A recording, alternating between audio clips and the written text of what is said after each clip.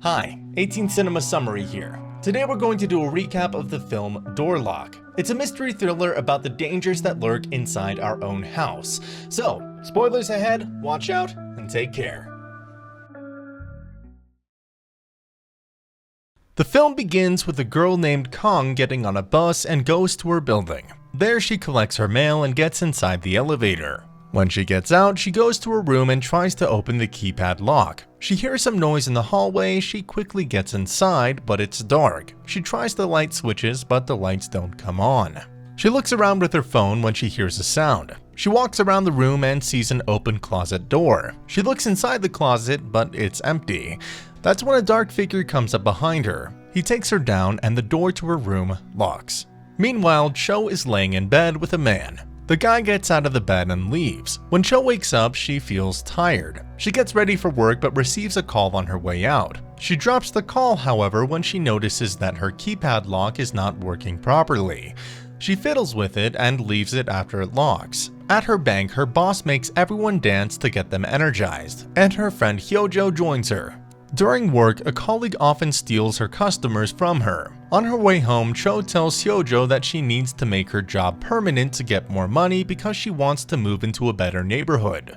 Hyojo tells her not to let anyone steal her clients. She also asks Cho to use all the sales tricks to get better results. When Cho gets back to her apartment, she's given a package by the janitor. She takes the package and gets to her room. A note on her door tells her that the package was left by her mother, who couldn't open the door to the apartment. Cho notices that her keypad cover is open but still gets inside. There she talks to her mother, who tells her that she didn't leave the keypad cover open. When Cho's trying to sleep, she hears a knock on her door followed by keypad tones. She gets out of bed to see the doorknob shaking. She's scared and she creeps to the door and looks through the peephole. She opens the door to see a cigarette lying outside the door. She calls the cops, who tell her that they can't file a report because nothing was stolen. That night when she was asleep, a man lies down right next to her. He's gone by the time she wakes up, and she doesn't know about him. She also feels dizzy and leaves her apartment. She asks the janitor about seeing the security footage, and the guy agrees to show her. However, Cho is in a hurry, so she leaves without seeing it. She looks at a new apartment that day, but the realtor wants a much higher rent for that place. She also mentions last night's incident to Hyojo, who suggests Cho change her locks or get married. That day when Cho calls up a client, her colleague tries to steal the guy. But Cho stands up this time. She's happy that the client came and she gets his data. His name is Young, and he tells her that he lives in the same neighborhood as her and he's seen her before. Cho is about to give this guy a new offer, but he stops after seeing that he already has a really low balance. She gives him her card and calls the next client. Jeong gets offended and asks her to go for a coffee as compensation. She says no and he gets angry, but Kim steps in to save her. The security guard takes the guy outside and Cho goes back to work. That night, as Cho is asleep, a man comes out from under her bed. He uses chloroform to knock her unconscious. He then brushes her with a toothbrush and takes a shower before getting into bed with her. He leaves before she wakes up, and she feels tired at work. That day, her boss tells her that she has gotten a permanent position at the bank. However, she's stressing out with work and also getting calls from an unknown number. She gets out of the bank and stands at the bus stand. There, she's approached by Jeong. He grabs her arm and tries to drag her. However, Kim is driving by and sees it. He saves her from the stalker and offers to drive Cho home. She gets home and enters her room. It's pitch black inside and the light switches aren't working. That's when she hears a knock. It's Kim and she opens the door. He tells her that she left her purse in his car. He also offers to fix the electricity in her room. He turns the power breaker off and the lights come on.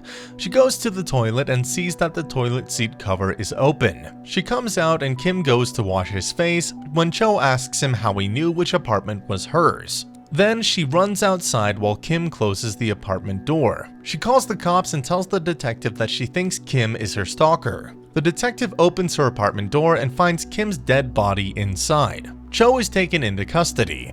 The detective tells her that the forensic team found traces of a third person inside the apartment. However, the detective thinks that Cho asked someone to take out Kim, and that she called the cops to cover her tracks. The The cops, however, don't have any evidence against her, and they have to release her.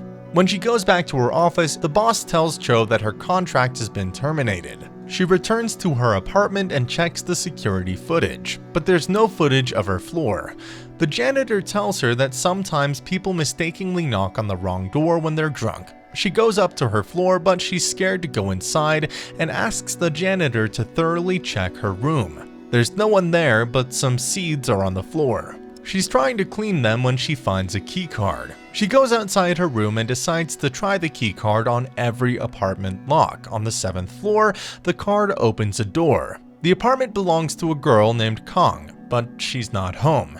Cho takes her bank statements and gets out. She takes all the evidence to Hyojo, who explains that most likely Kong was hiding in her room. She also sees that Kong uses her credit card to buy one product every day from the same shop.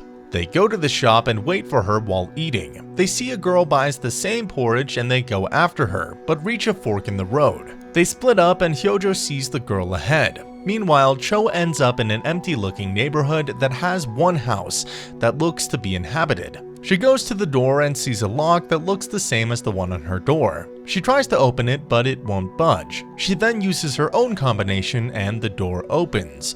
She walks around inside and sees someone in the bedroom. She's horrified to see Kong tied to the bed. She tries calling the cops, but someone came inside the house, so she hides under the bed. She sees a man who was talking to Kong. He tells her that he has found a new target who lives on the floor below her apartment. Cho knows that the man is talking about her. The man then injects something into Kong's drip and she starts shaking and dies. As the man leaves the room, Cho gets out from under the bed and hides behind the door. The man is cutting Kong's body to remove it, and Cho gets out of the room. She barely manages to get out of the door when her phone rings and the man has it. He jokes about taking the call and Cho gets out and runs. She doesn't know this neighborhood and the man soon catches up to her. She hides inside an open shop, but the man finds her. That's when Hyojo rams a cart into the man. He gets up and knocks Hyojo down. Cho is frozen in fear, but Hyojo sees a cop car and she screams for help. The man runs away and Cho tells the detective what the man was doing. She also tells him that the man was wearing a vintage watch. The police find Kong's body and it has Cho's bank card in its hand.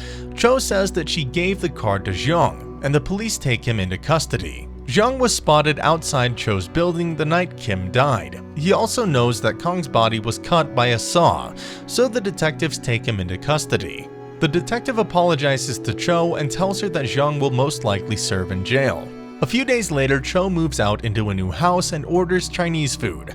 Meanwhile, Jeong gets out and he forces the janitor to give up Cho's new address. That evening, Cho receives a FaceTime call. The stalker on the call hides in a room as Hyojo enters her apartment. Cho thinks Hyojo is in danger, so she runs towards her house. She's trying to get her door open and she even hits the handle with a fire extinguisher. That's when Jeong comes from behind and starts beating her. He wants to drag her away, but the cops came there and Jeong is taken into custody. Cho checks Hyojo and sees that her friend is injured. A few days later, she goes to the hospital where Hyojo had surgery. The detective also shows up there, and he gives Cho a hidden penguin camera for her peace of mind. Cho goes home and places the camera on a shelf and connects it to her phone. She then goes to the convenience store and there she sees the janitor from her old building. They start talking and the guy tells her that Jeong will never bother her again. She's a little freaked out and then she sees that the janitor buys the same kind of porridge and even wears an identical watch. She quickly gets back home and locks the door. That's when the detective calls her and tells her that Jeong was not her stalker and someone took him out after his release. The detective tells her to stay home as he's coming over. Cho is scared, so she sits down on her bed. That's when she sees the porridge on the table. She checks the footage from the camera and sees the janitor hiding under her bed. She tries to run for the door, but he catches her. When she wakes up, the janitor tells her that he likes her. That's why he wants to be close to her. He warns her that if she tries to run away, he'll cut off her limbs. Meanwhile, the detective gets a tip about the janitor. The janitor left work the same day Jeong died. The detective receives information about the abandoned hotel where the janitor worked before, so he drives there. In the hotel, Cho manages to run away. She's hazy and can't find an exit. The janitor is looking for her. When he tries to open the lock to her door, the detective enters the building. He's trying to get Cho out, but the janitor attacks him with an axe. A struggle begins, and when Cho comes out, the detective dies after getting stabbed. The janitor is coming to grab her. He's trying to strangle her, but she pushes his head into a nail that's jutting out from the roof. The court frees Cho from any kind of charges, and she finds a new place. The film ends with Cho looking under her bed and walking away. And that wraps up our recap for the movie Door Lock. Feel free to drop a comment below as to what we should recap next. Thank you for watching.